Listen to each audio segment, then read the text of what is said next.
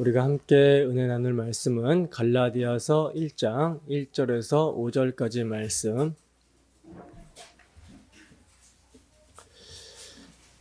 다 찾으셨으면 우리 함께 한 목소리로 합독합니다. 시작.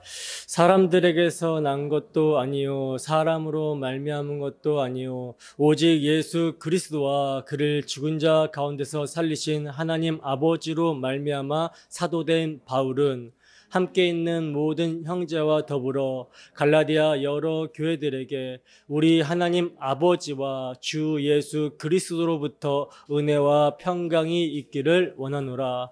그리스도께서 하나님 곧 우리 아버지의 뜻을 따라 이 악한 세대에서 우리를 건지시려고 우리 죄를 대속하기 위하여 자기 몸을 주셨으니 영광이 그에게 세세토록 있을지어다. 아멘. 잠깐 기도하겠습니다. 사랑해 주님, 이 시간은 주의 복음의 말씀을 듣는 시간입니다. 하나님, 이 시간 주께서 은혜를 허락하여 주시사 복음의 말씀이 선포가 될 때에 우리의 모든 교만한 마음과 헛된 마음을 버리게 하시고 우리의 정가욕 탐심은 무너지게 하시며 오직 우리의 모든 생각이 우리 주 예수 그리스도께 사로잡히게 하시고 그 이름 앞에 굴복될 수 있도록 역사하여 주시옵소서. 그리하여 이러한 죄인인 우리를 위해서 행하신 주님의 희생만이, 주님의 피 흘리심의 공로만을 찬양하며 감사하며 그 이름을 힘입어서 우리가 살아갈 수 있도록 이 시간도 주 성령께서 역사하여 주시옵소서.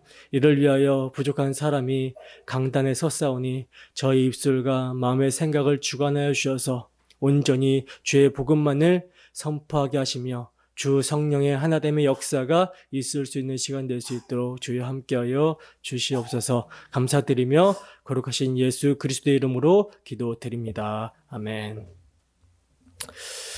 오직 은혜의 복음을 보수하라. 오직 은혜의 복음을 보수하라 라는 제목으로 하나님 말씀 증거하도록 하겠습니다.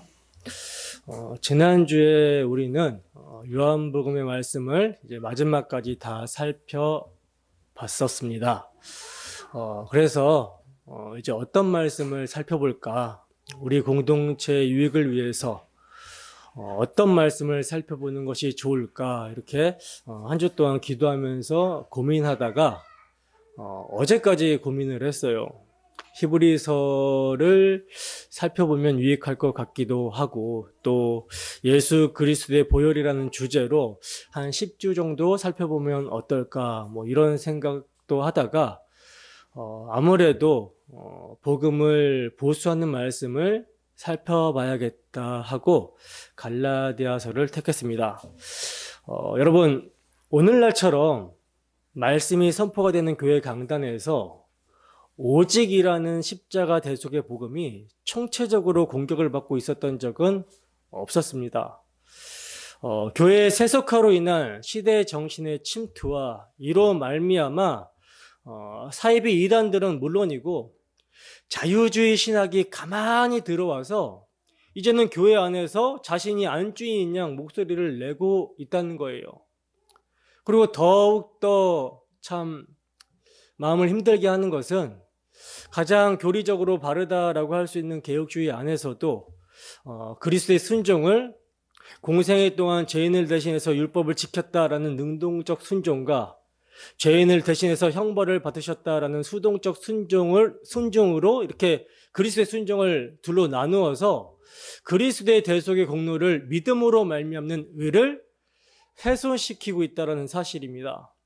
그러다 보니까 그 결과 더욱더 강단에서 십자가 대속의 복음을 선포하는 이 복음 설교가 점점 뒷전으로 되고 있고 강단에서 중심점이 사람이 어떻게 살아야 되는가, 그러니까 성화 중심의 율법 준수를 설교하고 있는 그러한 상황이라는 거예요.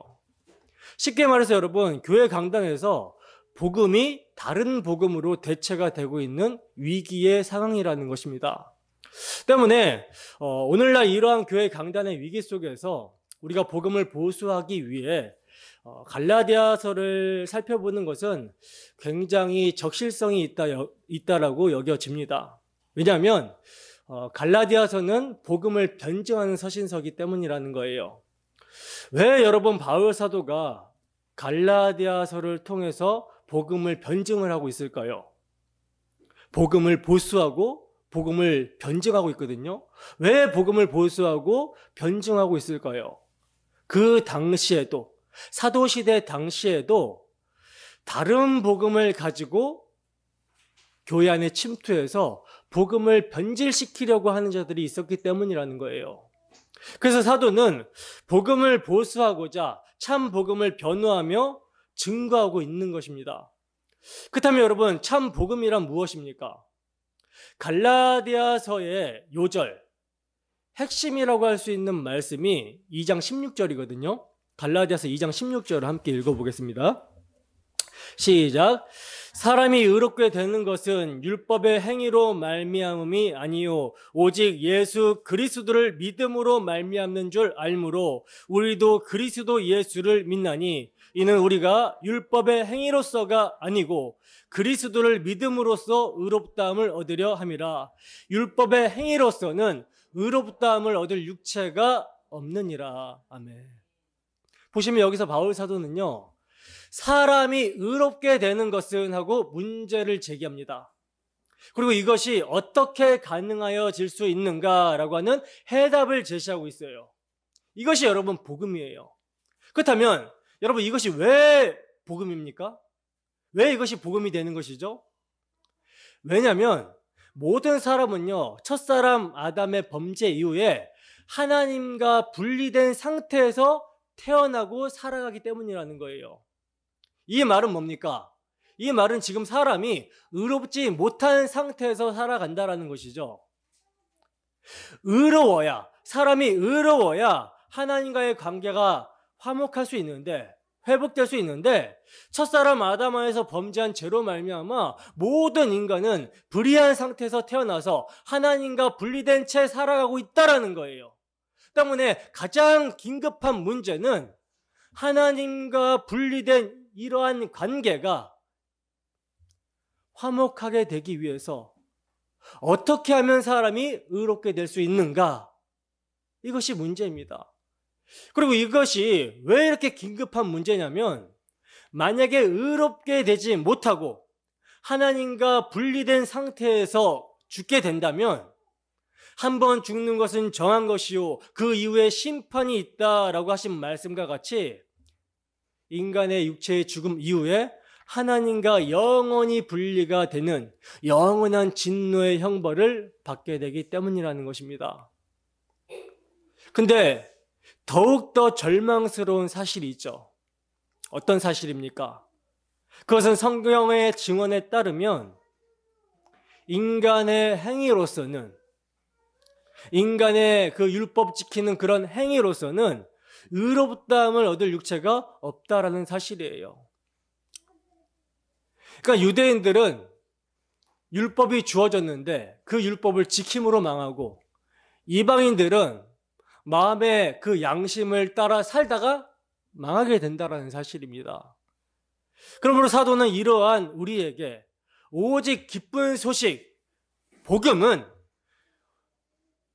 오직 예수 그리스도를 믿음으로 의롭다함을 얻으려 함이라 하고, 하나님께서 자기 아들을 통해서 해결해 주신 이 복음을 말씀하고 있다는 사실이에요. 그러면 하나님께서 당신의 아들을 통해서 이 문제를 어떻게 해결해 주셨는가? 바울 사도는요, 갈라디아서 2장 20절에서 나를 사랑하사 나를 위하여 자기 몸을 버리신 하나님의 아들이 해결해 주셨다라고 말씀합니다. 3장 13절에서는 그가 우리를 위하여 저주를 받은 바 되사 율법의 저주에서 우리를 속량하셨기 때문에 가능하여졌다. 우리가 의롭다함을 받는 것이 가능하여졌다라고 말씀을 하고 있어요. 그리하여 사도는요, 내게는 우리 주 예수 그리스도의 십자가 외에는 결코 자랑할 것이 없다라고 하면서 단언을 하고 있습니다. 그렇다면 여러분, 우리는 어떻게 하고 있습니까? 사람이 의롭게 되는 것은 이라는 문제를 정말 절박하고 긴급한 문제로 인식을 하고 있습니까?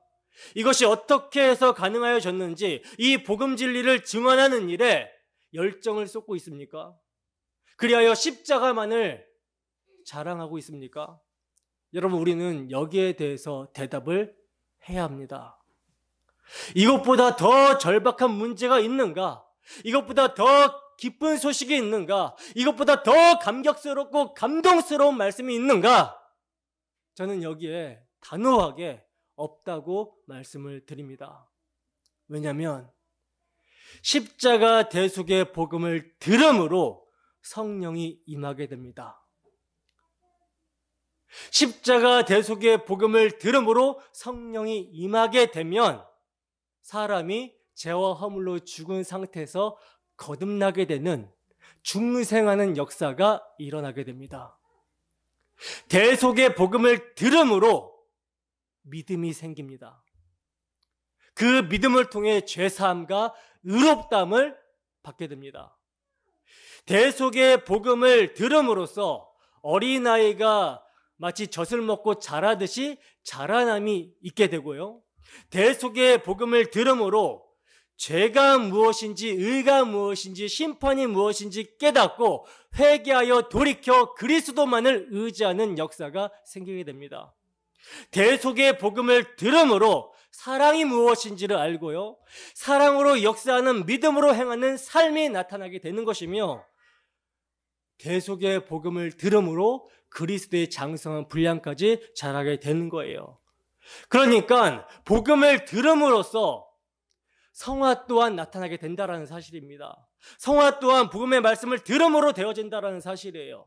그러니까 성령께서 하시는 모든 사역이 그리스도의 대속의 복음, 그의 죽으심과 부활이라는 복음의 말씀을 통해서 이루어진다는 사실입니다. 때문에 우리는요, 이 복음을 보수하는데 사활을 걸어야 돼요. 바라기는 성령께서 오늘부터 살펴보게 될 갈라디아서의 말씀을 통해 왜 우리 주 예수 그리스도의 십자가 외에는 자랑할 것이 결코 없어야 되는지 주의 마음을 알게 해 주시기를 소원합니다. 그리하여 우리의 마음에 주의 십자가를 사랑하며 복음을 보수하고자 하는 그러한 열정이 넘쳐나서 우리의 삶에 그리스도의 향기가 풍성하게 나타나기를 주님의 이름으로 축원합니다. 본문 1절 보겠습니다. 함께 하십니다. 시작. 사람들에게서 난 것도 아니요 사람으로 말미암은 것도 아니요 오직 예수 그리스도와 그를 죽은 자 가운데서 살리신 하나님 아버지로 말미암아 사도된 바울은. 아멘. 자, 보시면 지금 사도 바울은요, 자신의 사도권을 옹호하면서 서신서를 시작을 하고 있어요. 여기에는 여러분 배경이 있습니다. 어떤 배경이냐면 바울 사도는 1차 전도 여행부터 갈라디아 지방, 즉 비시디아, 안디옥, 이고니온, 루스드라, 더베 등에서 복음을 이렇게 전하거든요.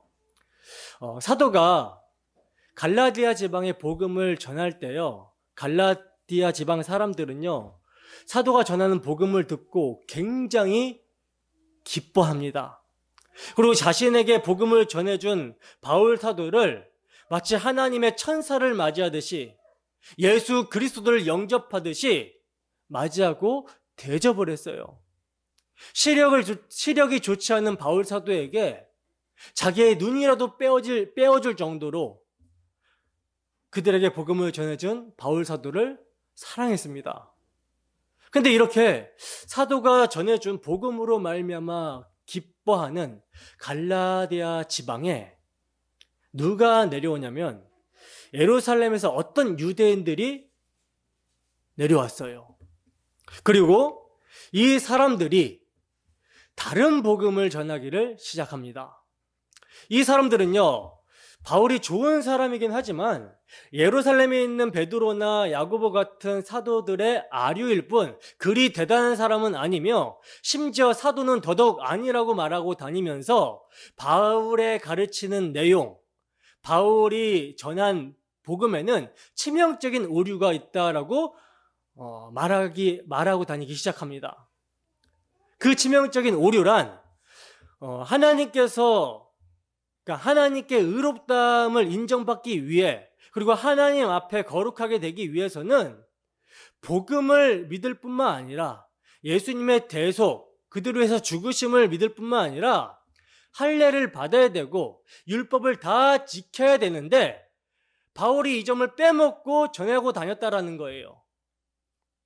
이렇게 예루살렘에서 내려온 유대인들의 잘못된 주장을요, 자세히 이해할 수 있게 하기 위해서 티모시 조지라는 학자는 갈라디아서 주석을 썼는데, 거기에 보면요, 예루살렘에서 내려온 거짓 교사들이 어떤 식의 내용으로 가르쳤는지 가상 편지를 쓰고 있거든요. 이것을 제가 한번 이 내용을 읽어 드릴 테니까 한번 들어보세요. 친애하는 갈라디아 형제들이여, 여러분에게 주 예수 그리스도의 이름으로 문안합니다. 우리는 형제 바울의 사역을 통해 여러분이 우상을 버리고 참되고 살아계신 이스라엘의 하나님을 섬기게 되었다라는 소식을 들었습니다. 여러분이 그렇게 좋은 출발을 하게 된 것을 기뻐하며, 한편 복음의 중요한 내용 가운데 일부를 바울이 빼놓지는 않았을까 걱정이 됩니다. 아차, 우리 소개를 빼먹었군요. 우리는 예수님께서 직접 임명하시고 세우신 사도들에게 지시를 받고 있으며 예루살렘 교회에서 파송을 받은 사람들입니다. 바울도 최근에 갑자기 나타난 친구이지만, 사실 바울은 예수님께서 계실 때 동행하지도 않았고 예수님께서 임명하시지도 않은 사람입니다. 예전에 우리 그리스도인들을 그가 핍박했는데 돌이킨 뒤에 예루살렘에 와서 참 사도들에게 복음의 기초를 배운 적이 있지요. 근데 문제는 바울이 지금 전하고 다니는 메시지가 사도들의 메시지와 조금 다르다는 사실입니다. 우리는 바울이 할례에 대해 전혀 언급도 하지 않았을 것이라고는 생각하지 않습니다. 할례는 여러분 같은 이방인들이 새 이스라엘이 되려갈 때 지나야 하는 유일한 길이기 때문입니다. 예수님께서는 율법을 폐하시지 않고 성취하러 오신 것 아닙니까? 할례는 세례만큼이나 중요한 것입니다. 아니, 더 중요하다고 할 수 있습니다. 여러분이 이 율법의 이 거룩한 규례를 지키면 하나님께서는 여러분을 기뻐하실 것입니다.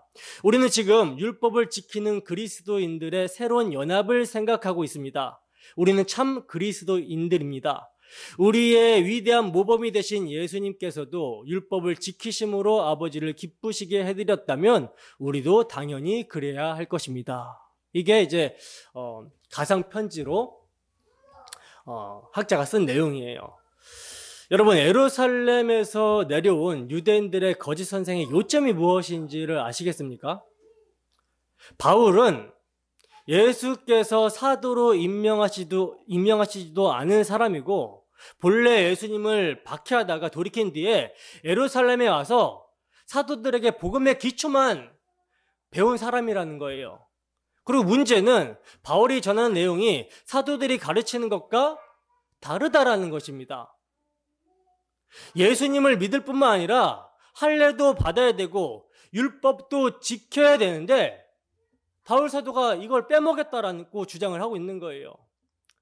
예수님도 율법을 지키심으로 모범을 보이셨고 아버지를 기쁘시게 해드렸기 때문에 우리도 당연히 그렇게 해야 된다라고 하는 주장이라는 것이죠.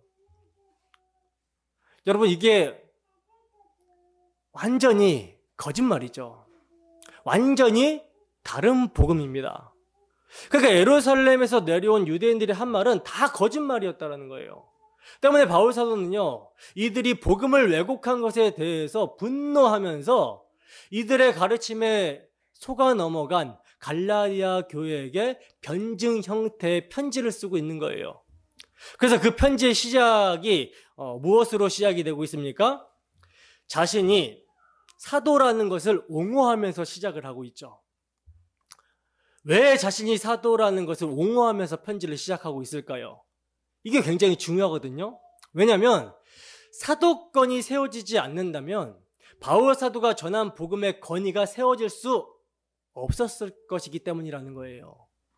그래서 바울 사도는요, 자신이 사도가 된 것이 사람에게서 난 것도 아니요, 사람으로 말미암은 것도 아니라고 말씀하고 있는데, 여러분, 이 당시에는 예루살렘 교회에서 순회 전도자들을 추천하는 경우가 있었거든요. 그래서 추천을 받은 사람들은요, 자신들이 사도들의 그 추천장을 받은 것을 권위로 내세웠어요. 근데 바울 사도는 자신이 사도가 된 것이 예루살렘 교회나 먼저 사도된 자들에 의해서 임명받은 것이 아니었다라는 것입니다. 그러면 바울의 사도의 사도됨은 누구에게서 난 것이며 누구로 말미암는 것인가? 오직 예수 그리스도와 그를 죽은 자 가운데서 살리신 하나님 아버지로 말미암아 사도된 바울은이라고 말씀합니다. 즉 바울 사도는요, 자신이 사도가 된 것이 예수 그리스도와 하나님 아버지 두 분에 의해서 사도가 되었다라고 주장을 하고 있는 거예요. 그러니까 베드로와 요한을 사도로 부르심 같이 바울 자신도 예수 그리스도로 말미암아 부르심을 받았다라고 하는 것입니다. 물론 주님께서 지상에 계실 때, 살아 계실 때는요, 12 사도들을 부르셨어요.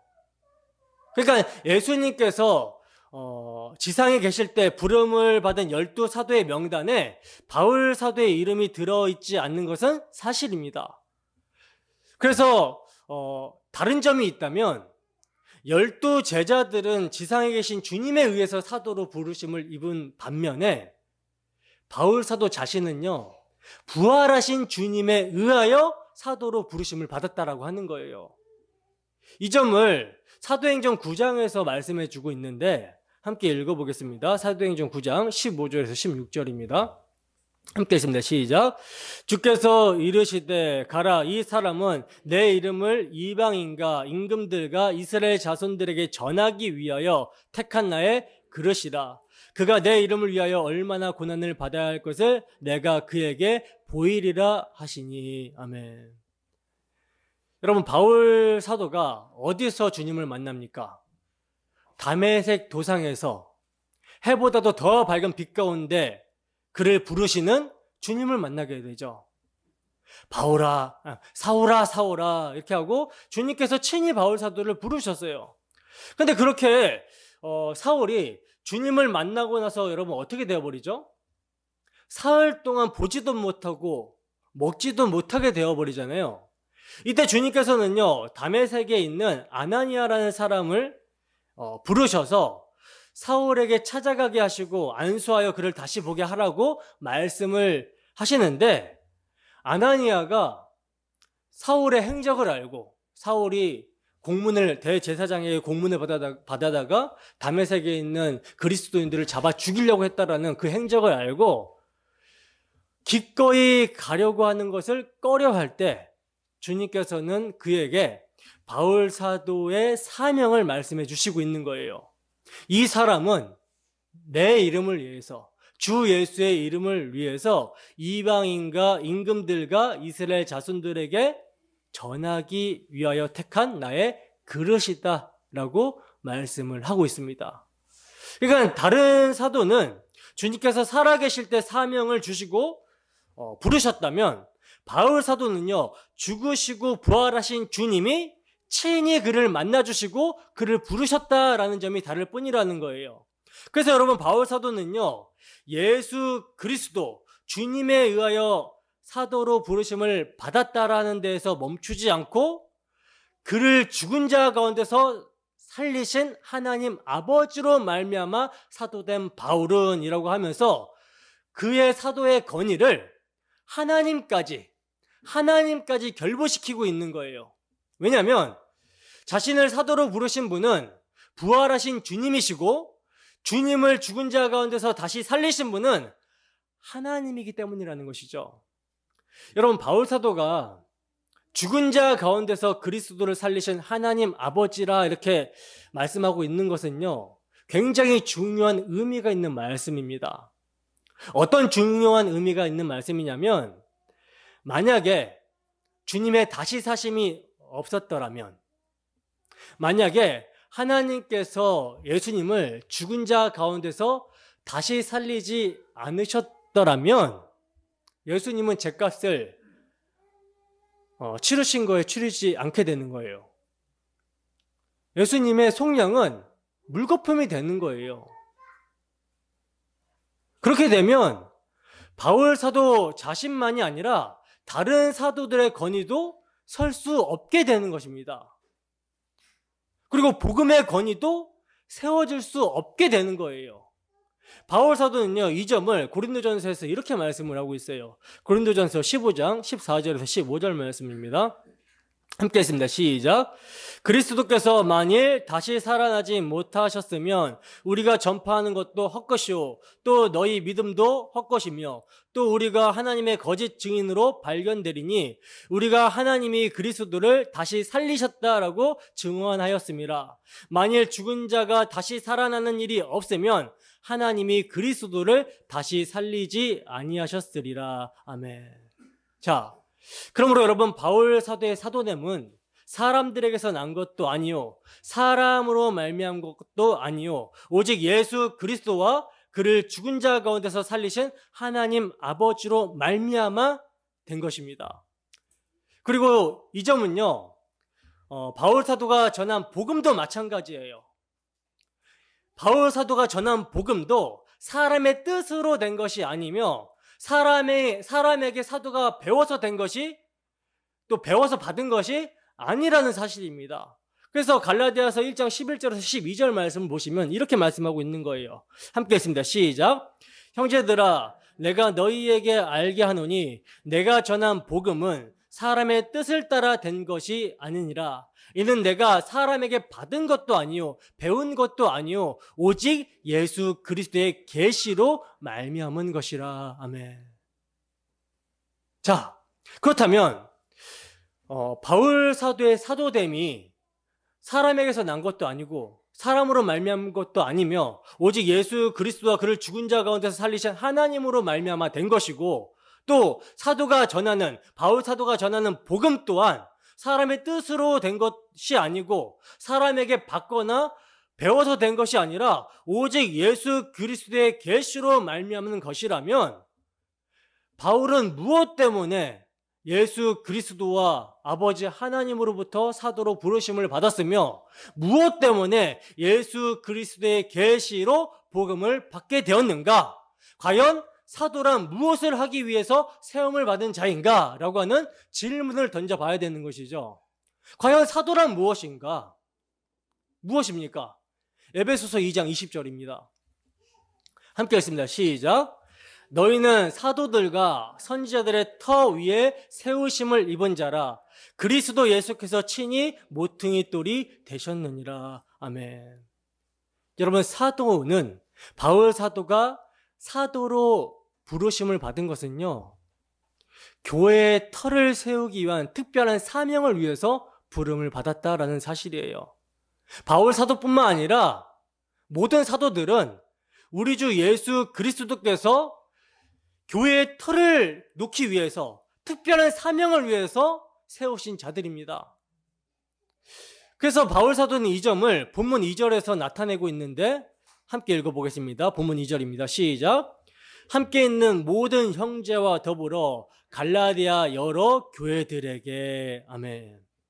보시면 바울 사도는요, 함께 있는 모든 사도라고 말씀하고 있지 않다라는 것을 주의 깊게 보셔야 돼요.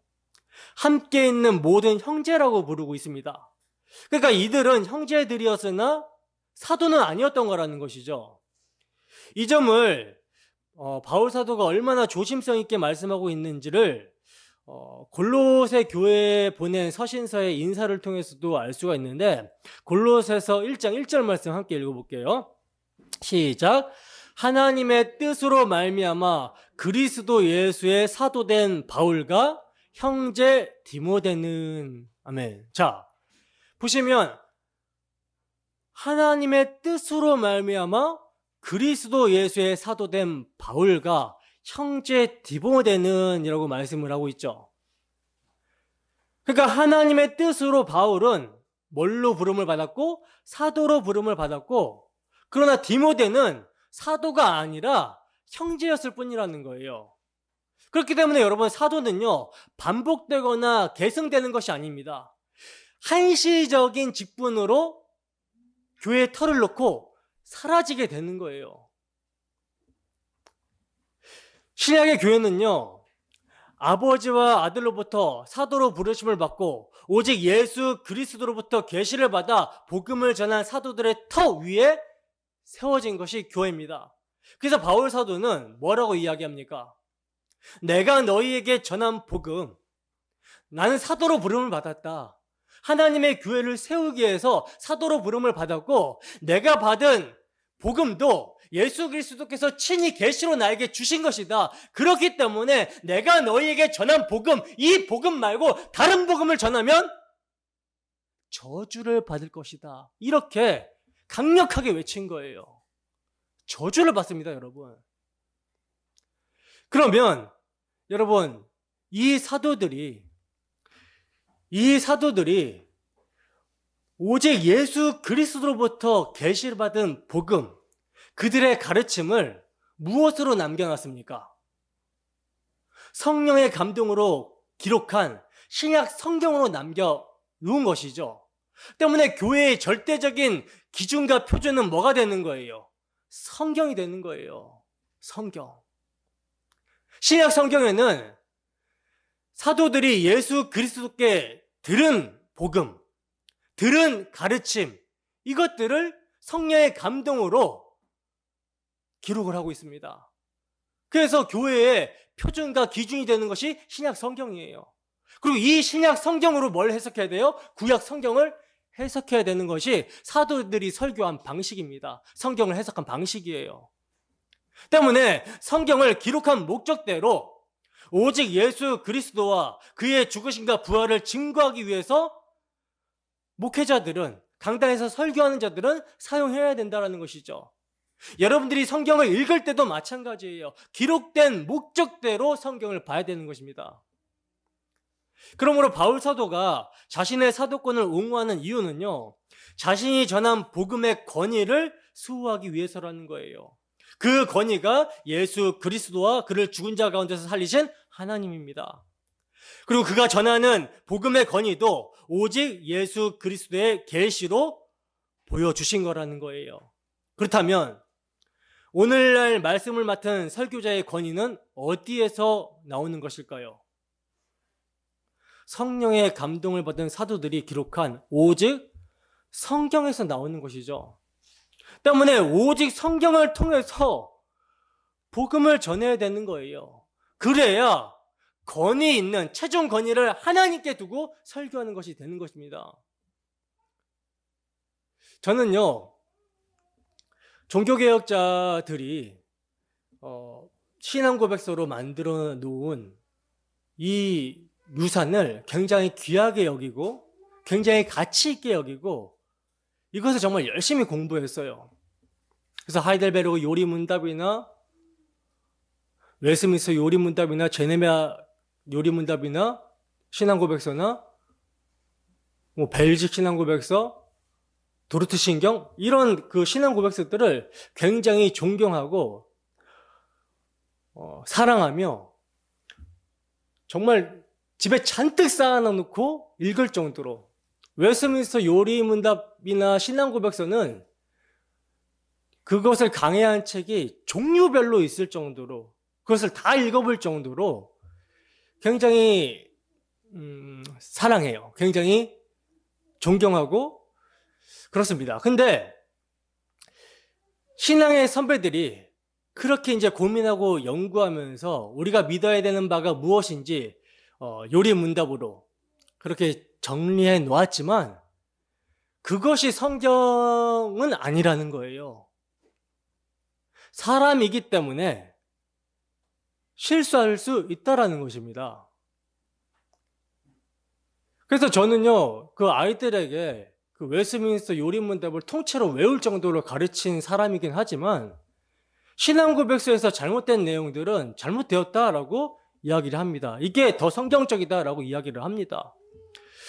웨스트민스터 신앙고백에 있어서 치명적인 오류가 있어요. 어떤 오류냐면 행위 언약을 설정했다라는 사실이에요.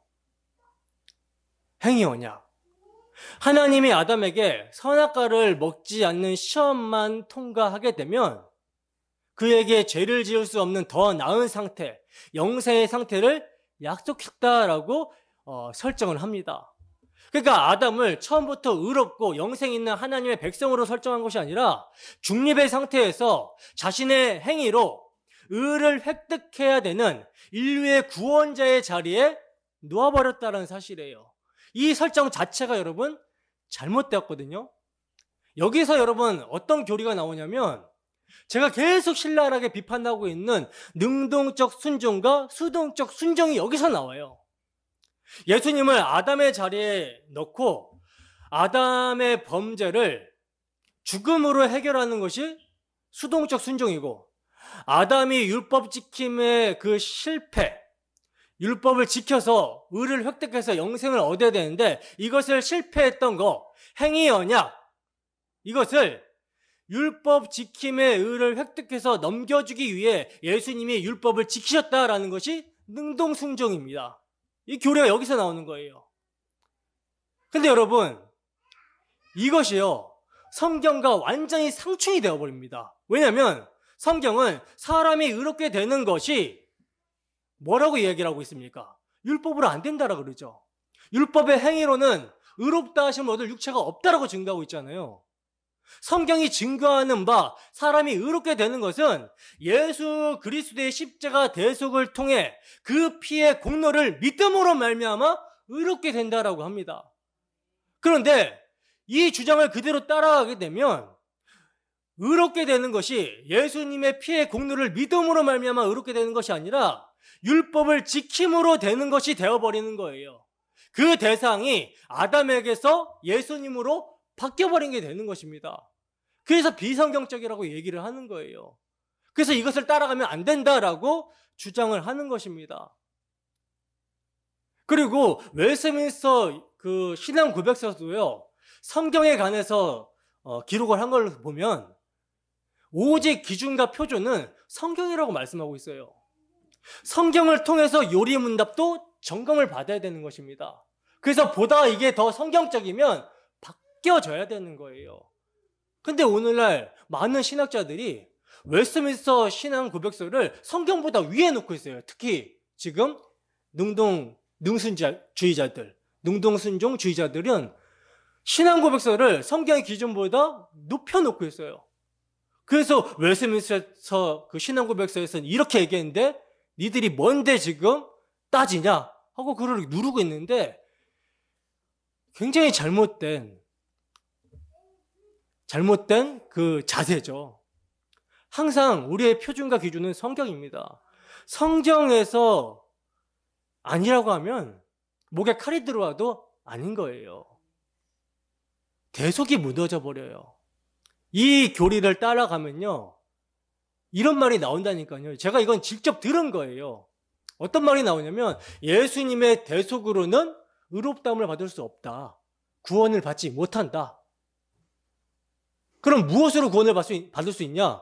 예수님의 대속은 우리의 죄의 값, 형벌만 받으신 것이기 때문에 우리가 영생을 얻는 의의 전가를 받기 위해서는, 구원을 받기 위해서는 예수님께서 우리를 대신 행위 언약, 즉 율법을 지키신 그 의를 통해서 의롭다함을 받게 된다라고 하는 그러한 주장을 펼치게 된다는 거예요. 완전 성경과 반대되는 행위로 구원을 받게 된다라는 논리를 펼치게 된다라는 것이죠. 그래서 우리의 모든 기준과 표준, 이것은 성경이어야 된다라는 사실이에요. 본문 3절에서 4절입니다. 함께 했습니다. 시작. 우리 하나님 아버지와 주 예수 그리스도로부터 은혜와 평강이 있기를 원하노라. 그리스도께서 하나님 곧 우리 아버지의 뜻을 따라 이 악한 세대에서 우리를 건지시려고 우리 죄를 대속하기 위하여 자기 몸을 주셨으니. 아멘. 자, 이제 이렇게 자신의 사도권의 권위를 하나님께로 딱 두고 자신의 그 사도권을 옹호한 사도는요, 이제 인사말을 하고 있는데, 여러분, 바울 사도는요, 갈라디아 서신서뿐만 아니라 교회들에게 보낸 모든 서신서에서 은혜와 평강이 있기를 원하노라 하고 인사말을 하고 있거든요. 근데 여러분, 사도의 교회를 향한 인사말은 일상적인 인사쯤으로 여겨서는 안 되는 거예요. 왜냐하면 성경은 성령의 감동으로 기록된 하나님의 말씀이기 때문입니다. 더군다나 사도는 예수 그리스도와 그를 죽은 자 가운데서 살리신 하나님으로부터 사도로 부르심을 받았고, 복음 또한 예수 그리스도로부터 계시를 받은 사람이에요.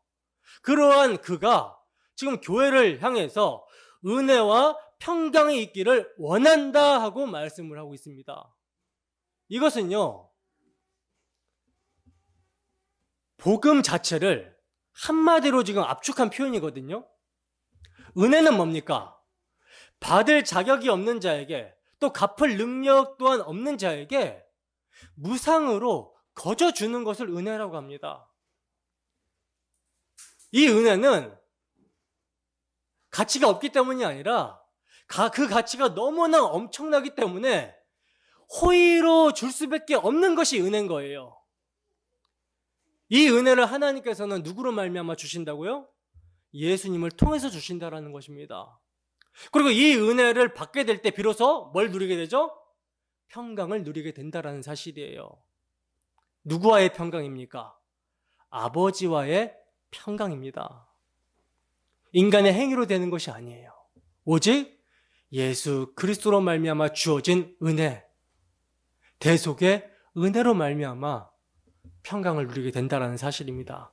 그렇기 때문에 은혜와 평강은 나눌 수가 없는 거예요. 은혜가 아니면 평강은 있을 수 없고, 평강은 은혜의 결과인 것입니다. 은혜가 샘의 원천이라면 평강은 뭐예요? 잔잔한 호수와도 같은 것이죠. 그래서 은혜와 평강은 우리 하나님 아버지와 주 예수 그리스도를 쫓아 임하게 되는 것입니다. 근데 여기서도 주목해 봐야 되는 게, 바울 사도는요, 그냥 하나님이라고 말씀하고 있지 않죠. 어떤 하나님이라고 그래요? 우리 아버지라고 그래요. 우리 아버지 하나님. 그리고 그냥 예수 그리스도라고 하지 않습니다. 어떤 예수 그리스도? 주 예수 그리스도라고 말씀을 하고 있어요. 하나님이 우리 아버지가 되시고 예수 그리스도께서 우리의 구원자, 주가 되신다라는데 은혜의 원천이 있고, 이를 받아서 마음으로 믿을 때 평강이 찾아옵니다. 우리 주 예수 그리스도께서 주시는 은혜로 말미암는 평강은요, 요한복음에서 주님께서 말씀하셨듯이 세상이 줄 수도 세상이 알 수도 없는 평강이에요. 여러분, 이 평강을 맛보고 계십니까? 이 평강을 여러분들 누리고 있습니까? 여러분, 바울 사도는 은혜를 망각해버린 갈라디아 교회를 향하여, 그리하여 평강을 잃어버린 자들을 향하여 은혜와 평강이 있기를 원하노라 하고 말씀을 합니다. 여러분, 이들이 왜 은혜를 망각해버렸고 평강을 잃어버리게 되었습니까? 거짓 선생들의 가르침 때문이에요. 그 가르침에 속았기 때문입니다. 이 말은 다른 말로 하며 복음에 확고하게 서 있지 못했기 때문이라는 거죠. 거짓 선생들이 무엇을 가르쳤습니까? 우리가 하나님께 받아들여지고 인정받기 위해서는 우리의 믿음뿐만 아니라 예수 그리스도께서 죽으셨다라는 믿음뿐만 아니라 할례를 비롯한 율법을 준수하는 우리의 행위가 필요하다. 그 행위를 통해서 하나님께 영광을 돌려야 된다라고 가르쳤기 때문이라는 거예요. 그럼 여러분 생각해 보세요. 이러한 가르침에서 과연 은혜가 은혜일 수 있겠습니까? 이러한 가르침에서 과연 평강을 누릴 수 있겠습니까?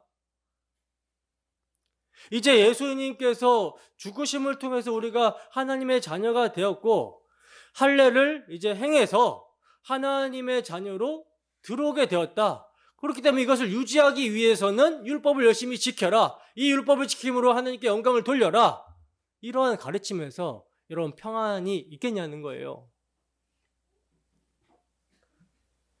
여러분, 예루살렘에서 내려온 유대인들의 주장과 오늘날 능동 순종주의자들의 주장이 비슷하지 않습니까? 예루살렘에서 내려온 유대주의자들은요, 예수님의 십자가 대속을 믿음만으로는 구원받을 수 없고, 예수님이 율법에 모범을 보이셨듯이 할례도 받고 율법을 지켜야 구원받는다라고 하는 주장인데, 오늘 능순주의자들은요, 예수님의 십자가 대속뿐만 아니라 그것은 죄에 대한 형벌만 면하게 해준 것이기 때문에 그것만으로는 구원을 받을 수 없고, 예수님이 우리를 대신해서 율법을 지키신 의를 믿어야 구원을 받는다라고 주장을 합니다. 그리고 예수님이 우리를 대신해서 율법을 지키신 의를 믿어 구원받게 되는 자들은 이제 율법 지키시는 삶을 통해, 예수님의 모범을 따라 율법 지키시는 삶을 통해 하나님께 영광을 돌리고 성화의 삶을 살아야 된다라고 주장을 합니다. 그리고 그것을 통해 자신의 믿음을 증명해야 된다라고 하는 거예요. 그리고는 은혜를 강조하기 위해서 이 일을 성령을 의지해서 해야 된다. 성령은 이것을 하기 위해 오신 영이다. 이렇게 주장을 한다는 것이죠. 예루살렘에서 내려온 유대인들은 할례파 율법주의자인데, 오늘날 능동 순종주의자들은요, 십계명파 주의자들이에요. 이들에게 있어서 십계명만 예수님이 성취를 다 안 하신 거예요. 그러나 여러분, 바울 사도가 뭐라고 이야기합니까? 만약에 할례를 행하게 되면, 할례를 통해서 구원을 받게 되면, 구원을 유지하게 되면 똑같아요. 어쨌든 인간의 행위로 할례를 행하게 되면 무엇을 다 지켜야 되는 의무가 생긴다고 그러죠? 율법 전체를 다 지켜야 되는 의무가 생긴다고 그러죠. 예수님이요, 도덕법만 빼놓고, 십계명만 빼놓고 나머지 의식법, 시민법 이런 것만 십자가에서 성취를 했다면, 그래서 오늘날도 도덕법을 지켜야 된다라고 그 행위를 주장을 하게 되잖아요. 그러면 율법 전체를 지켜야 될 의무가 생기게 되는 거예요. 왜 율법을 통전적으로 보지 못하는지를 모르겠습니다. 그들은 십계명이 도덕법이라고 하는데, 십계명에 안식일이 있거든요. 안식일이 도덕법입니까? 안식일은요, 도덕법이 아니에요. 절기입니다, 절기. 왜 율법을 통전적으로 보지 못하는가?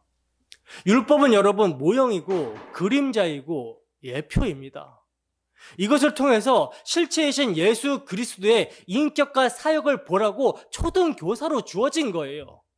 근데 왜 실체를 보지 못하는지 참으로 답답합니다. 처음부터 여러분, 율법은요, 지켜서 구원을 받으라고 주신 것이 아니에요.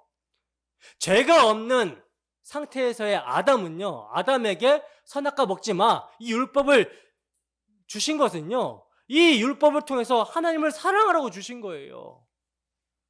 하나님의 말씀을 하나님의 자녀가 사랑하기 때문에 마땅히 행해야 되는 거죠. 그렇게 주신 거예요. 그리고 범죄한 이후, 아담이 범죄한 이후의 율법의 기능은 뭡니까? 자신의 죄를 깨닫고 하나님께서 내가 하리니 라고 하신 오실 그리스도를 바라보라고 주신 것입니다. 십계명을 지켜서 하나님의 백성으로 유지되는 것도 아니고, 제사를 열심히 지켜서 그 행위로 하나님의 백성으로 유지가 되는 것이 아니에요. 율법은 처음부터 하나님께서 보내실 예수 그리스도의 예표와 그림자와 모형으로 주어졌습니다. 때문에 율법을 통해서 오실 그리스도를 믿음으로 바라보지 못하면 열심히 지킨 그 행위로 멸망하게 되는 거예요. 망합니다. 그 행위는 무의미한 게 되는 거예요. 아담 안에서 타락한 죄는요, 율법의 요구, 즉 사랑하라라는 요구를 지켜 행할 수가 없어요. 마음으로, 생각으로 온전히 사랑할 수가 없는 존재가 되어버렸습니다. 만물보다 심히 부패한 게 인간의 마음이에요. 때문에 그 사랑하지 못하는 자들에게 요구되는 율법은 뭐가 될 수밖에 없어요?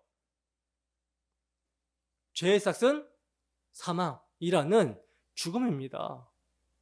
근데 하나님께서는 그 사랑하지 못하는 자들을 위해서 어떤 일을 행하셨는데 그것이 뭐예요? 율법 외에 나타난 하나님의 의예요. 율법 외에 나타난 하나님의 의. 근데 이 율법 외에 나타난 하나님의 의가요, 누구의 증거를 받는 의입니까? 율법과 선지자, 구약 성경을 통해서 증거를 받은 하나님의 의라는 것입니다. 곧 예수 그리스도를 믿음으로 말미암는 하나님의 의예요. 그러면 그 예수 그리스도를 믿음으로 말미암는 하나님의 의가 무엇인가? 요한 사도는요, 너희가 하나님을 사랑한 것이 아니라 하나님이 너희를 사랑하사 화목제물로 당신의 아들을 보내주셨다라고 그러죠. 그래서 사랑은 여기 있다라고 그래요. 이로써 하나님이 우리에 대한 사랑을 확증하셨다라고 그러잖아요, 성경이. 이것을 여러분 오직 은혜로 말미암아 믿는 것이 우리에게 의가 되는 것입니다. 여러분, 사랑은 율법의 완성이라고 하잖아요. 그리고 바울 사도는요, 남을 사랑하는 자는 율법을 이룬 자라고 말씀을 합니다. 그러면 그 율법이 어디에서 완성이 되고 어디에서 이루어집니까? 예수님이 십자가에서 피 흘리심으로 다 이루었다라고 하셨을 때 완성이 되고 이루어집니다. 속죄의 피를 통해서, 희생의 피를 통해서 이루어져 버리는 거예요. 계명, 율례, 규례 여러 가지 표현으로 율법이라는 의미를 사용하지만 그 내용, 그 정신은 여러분 사랑입니다. 예수님은요, 하나님과 하나님께서 택하신 백성을 사랑하셔서 성육신 하셨고요, 하나님과 이웃을 사랑해서 대속의 삶을 사심으로 말미암아 죄로 말미암는 우리의 질고와 슬픔을 당하셨어요. 하나님을 사랑하셨기 때문에 그 뜻에 죽기까지 복종하신 것이고, 우리를 사랑하셨기 때문에 당신이 구약 성경에 증거한 메시아됨을 드러내셨고, 십자가의 죽으심으로 하나님의 사랑이 무엇인지를 확증하여 보여주신 것입니다. 즉 예수님은 십자가에 피 흘려 죽으심으로 말미암아 죄의 삭슨 사망이라는 율법의 요구를 영단번에 이루심과 동시에 율법의 마침과 완성이 되셨다라는 거예요. 율법은요, 사랑 자체이신 그리스도를 모형하고 있는 그림자와 예표였던 거예요.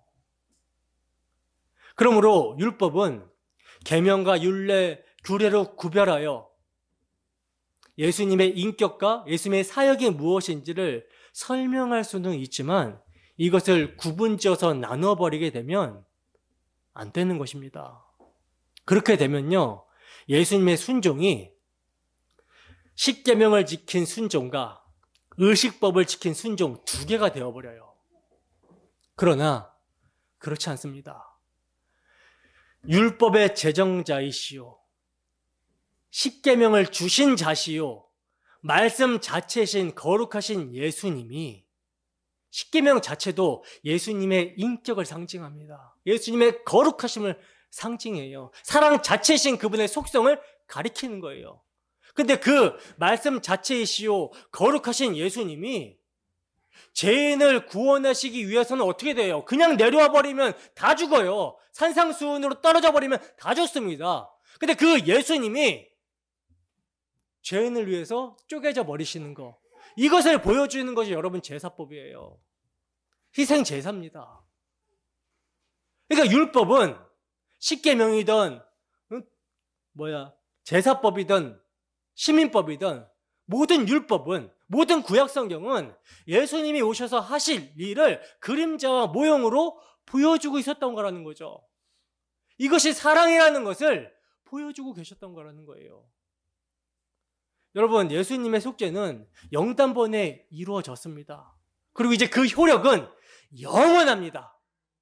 우리가 그 피를 믿음으로 우리의 과거, 현재, 미래의 모든 죄가 용서를 받았고 의롭다함을 받았다라고 기뻐하며 외칠 수 있는 이유는 그 피를 흘리신 분이 영원하신 하나님이 사람이 되셔서 흘리신 속죄의 피기 때문이라는 거예요.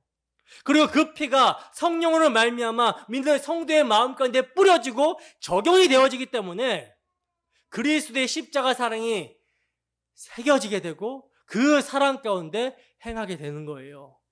때문에 우리 구주 예수 그리스도의 십자가 사랑 안에서 사랑하게 된 자가 되어지는 것이며, 이러한 자가 자기를 부인하며 희생의 삶, 새 계명, 새 언약의 삶을 살아갈 수가 있게 되는 것입니다.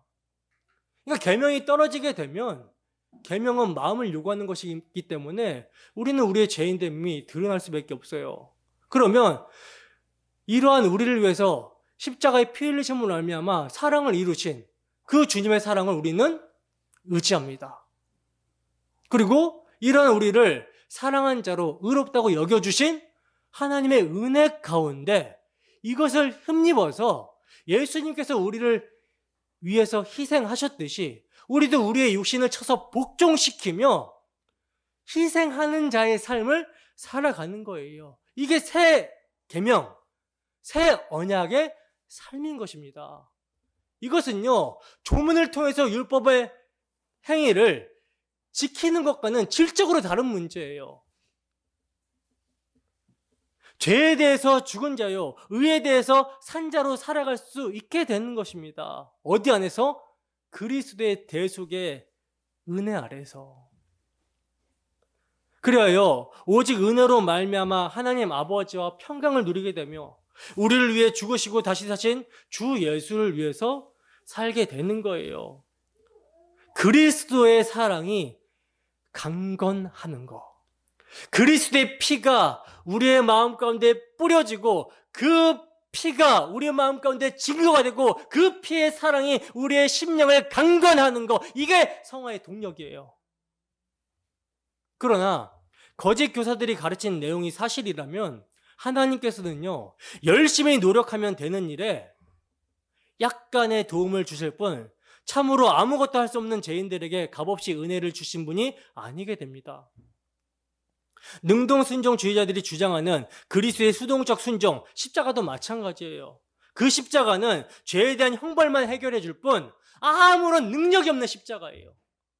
그들의 주장대로 의롭게 되는 것이 그리스도께서 우리를 위해 지키신 율법의 행위로 되어지는 것이라면 이들은 아담이 인류의 구원자로서 실패한 행위를 그리스도께서 대신 지키신 것이라고 하기 때문에 구원받은 자의 삶이 여전히 그리스도께서 대신 지키신 율법의 의를 힘입어 그를 본받아 율법을 지키는 삶을 살 자로 교훈을 받을 수밖에 없게 되는 것이고 설교도 이렇게 할 수밖에 없게 되는 거예요. 그러나 그렇게 되면 예수님의 죽음은 뭐가 됩니까? 율법의 진리인 사랑과 상관없이 우리가 열심히 십계명을 지키고 살라고 십자가에서 죽으신 것이지 참으로 율법의 마침과 성취가 되시기 위해 하나님의 사랑을 나타내기 위해 죽으신 것이 아닌 게 되어버립니다. 여러분, 과연 이것이 성경이 말하는 은혜입니까? 이것이 성경이 말하는 영광입니까? 우리가 예수님을 본받아 계명을 지키는 삶을 사는 것이 하나님께 영광이 되는 걸까요? 결코 아닙니다. 그건요, 무거운 짐을 짊어지는 삶이 되는 것이고 정죄감과 외식하는 삶을 내어놓게 되어 있어요. 바울 사도는요, 이렇게 거짓 선생들의 다른 복음을 통해 은혜를 망각하고 평강을 잃어버린 자들을 위해 그들이 받은 은혜가 어떻게 해서 가능해졌고 또 이로 말미암아 어떠한 평강이 주어지게 되었는지 다시 복음을 상기시킵니다. 복음을 상기시키고 있는 거예요. 그래서 그 은혜와 평강은 그리스도께서 하나님 곧 우리 아버지의 뜻을 따라 된 것이라고 말씀하고 있는 것입니다. 자, 그러면 아버지의 뜻이 무엇인가? 뜻이 뭐예요? 뜻을 뭐라 그래요? 그리스도께서 이 악한 세대에서 우리를 건지시려고 우리의 죄를 위하여 자기 몸을 들이셨으니 라고 말씀합니다. 즉 우리 주 예수 그리스도께서는 우리를 건지시려고 우리의 죄를 위하여 자기 몸을 들이셨다라는 거예요. 그것이 아버지의 뜻이었다라는 것입니다. 우리를 대신해서 예수님께서 당신의 행위로 십계명을 지켜서 구원하시는 것이 아니라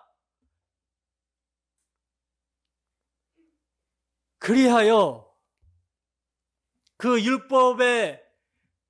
율법을 지키심으로 말미암아 획득한 의를 주시는 것이 아니라 우리의 죄를 위하여 자신의 몸을 대속제물로 주시는 것이, 우리의 죄를 십자가에서 흘리신 피로 깨끗하게 씻기시고 의롭게 해주시는 것이 아버지의 뜻이었다라는 거예요. 그렇습니다, 여러분. 우리 주님께서 십자가를 담당하심은 그가 하나님의 정하신 뜻과 미리 아신 대로 내어준 바 된 것입니다. 왜 그래야만 하셨습니까?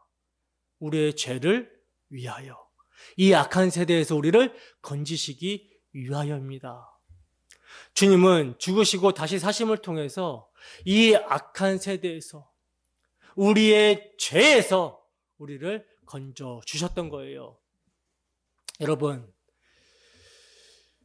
서신서를 시작하면서 곧바로 자신의 사도권을 옹호하는 것으로 시작한 사도 바울은요, 은혜와 평강이라는 말씀에 이르게 되자 그만 그 은혜에 감격하여 복음을 증거하는 데 몰입하고 있습니다.